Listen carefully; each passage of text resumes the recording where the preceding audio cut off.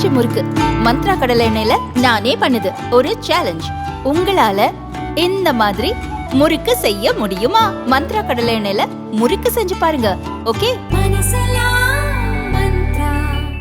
தமிழகத்தில் 38,698 கோடி ரூபாய் மதிப்பில் 14 புதிய தொழில் முதலீட்டு திட்டங்களுக்கு தமிழக அமைச்சரவை ஒப்புதல் கொடுத்துள்ளது.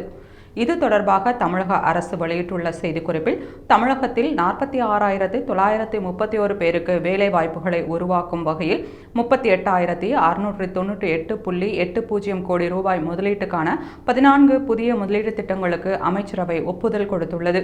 இந்த முதலீடுகள் மின்னணுத்துறை சார்ந்த சர்க்கியூட் போர்டுகள், போன் தயாரிப்புகளுக்கான உதிரிப்பாகங்கள், பயணிகள் சொகுசு வாகன உற்பத்தி, வாகனம் சார்ந்த உதிரிப்பாகங்கள், பாதுகாப்பு துறைக்கான உபகரணங்கள், மருத்துவத்துறை பொருட்கள் தயாரிப்பு, மின் வாகனங்கள் மற்றும் தொலைத்தொடர்பு நெட்வொர்க்குகள் குறித்த ஆராய்ச்சி மற்றும் மேம்பாடு போன்ற பல்வேறு துறைகளை உள்ளடக்கியுள்ளது என்று தெரிவிக்கப்பட்டுள்ளது.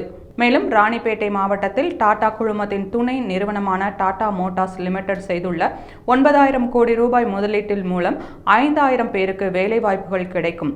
காஞ்சிபுரம் மாவட்டத்தில் ஃபாக்ஸ்கான் குழுமத்தின் துணை நிறுவனமான பியூசன் டெக்னாலஜி பிரைவேட் லிமிடெட் செய்துள்ள 13,180 கோடி ரூபாய் முதலீட்டின் மூலம் 14,000 பேருக்கு வேலைவாய்ப்பு கிடைக்கும்.